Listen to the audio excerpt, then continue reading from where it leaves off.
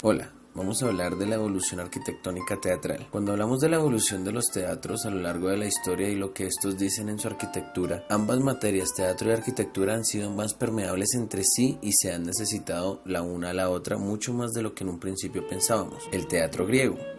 Los primeros teatros no escenificaban para unos pocos, sino que transmitían las palabras de los dioses, a cuanto más pueblo mejor. De la falta de un espacio donde muchos de estos ciudadanos pudiesen escuchar las palabras recogidas de los cantos, pronto empezaron a surgir grandes explanadas llanas o cónicas, donde se podía sentar a contemplar las obras. Durante un tiempo, estas versiones no difirieron mucho con los círculos o semicírculos, pero quedó patente que aquello no era suficiente para todos los oyentes. La alternativa a esto era los templos, pero el limitado espacio entre muros y columnas, resultado de una construcción no demasiado avanzada y de un conocimiento escaso del comportamiento de los materiales, obligó a colocar losas sobre aquellas, las explanadas mencionadas, aprovechando las pendientes para hacer las gradas en el teatro griego. El teatro romano apenas se añadió o retiró elementos, probablemente porque su tecnología arquitectónica tampoco había evolucionado lo suficiente como para distanciarse de la griega. Lo que sí hicieron fue separar la orquesta, que se transformó en un foso, del proscenium que daría lugar al escenario. Una mejor comprensión de la física acústica hizo modificaciones ligeras de la inclinación y las distancias y permitió hacer de los teatros ligeramente más grandes. A medida que las doctrinas sobre los dioses iban perdiendo peso para dar paso a los mitos y estos a las historias de humanos, el escenario empezó a llenarse de columnas hasta acabar con 2 o 3 hileras más claras en el Scena de Frons. Hacia el final del gobierno romano, los teatros contaban más historias humanizadas que divinas, tragedias, comedias, sátiras, críticas políticas, mímicas, farsas. La cultura del teatro se enriqueció durante los siglos a medida que los muros se hacían más anchos y las construcciones más permanentes. El teatro oriental. Por suerte, la chispa del conocimiento seguía encendida en otra parte del mundo, mientras el Mediterráneo sufría los estragos de las guerras religiosas. A diferencia de los dos dioses griegos, la cultura india en Japón y China se manifestaban mediante el canto, danza o mímica.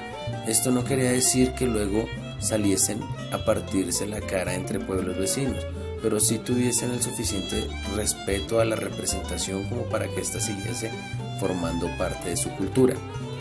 Casi todos los teatros orientales disponen de la misma forma cuadrilátera de 6 a 7 metros de lado que vienen del teatro chino, pero en las imágenes que se ha plasmado el teatro no japonés del siglo XIV, muy reconocible por el mural trasero y los 4 pilares de madera que conforman el escenario. Gracias a la cercanía de estos pueblos orientales con la naturaleza, el grueso de los teatros y prácticamente toda construcción estaba fabricada en maderas y otros materiales vegetales. Su flexibilidad y comportamiento mecánico les permitían dar forma a escenarios que ni griegos ni romanos pudieron construir, aunque su conservación a lo largo de los siglos ha sido mucho menos frecuente debido a ello. El teatro medieval. Curioso ver cómo el teatro en todo el mundo dio un salto hacia el siglo XIV, incluyendo la mayoría de los estilos orientales y el teatro medieval europeo, pero como estos estilos y arquitectura teatral empezaron a diferir entre sí como el tiempo. De hecho, en Europa la arquitectura y el teatro se separaron durante los siglos oscuros del medievo, en una situación histórica en la que las artes eran tenidas como profanas y la cultura como un elemento indeseable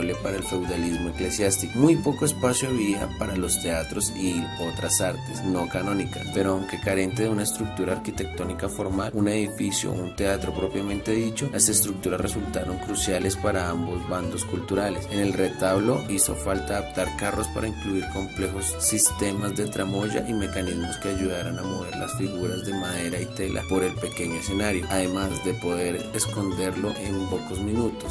El teatro moderno. A finales del medievo empezaron a surgir por Europa, primero en patios de casas y luego en edificios construidos a tal efecto, las llamadas corrales, edificios bajos de 3 pisos, dentro de los cuales un pequeño escenario resultaba visible desde las terrazas y patio lateral de butacas. Estos edificios rescatan muchos de los elementos del teatro romano, como el foso, la orquesta, el escenario, la disposición en semicírculo o el frontal por el que surgen los personajes. Para finalizar, el teatro Isabel Javelin, la mayoría al aire libre, situados al norte y sur de Támesis. Se trataba de teatros de madera o de madera y ladrillo, con partes techadas de paja, que en algún momento eran pasto fácil de fuego. Solían ser poligonales con tendencia a la forma circular, constaban de patio, en el que el público seguía la representación de pie, y 2 o 3 pisos de galería.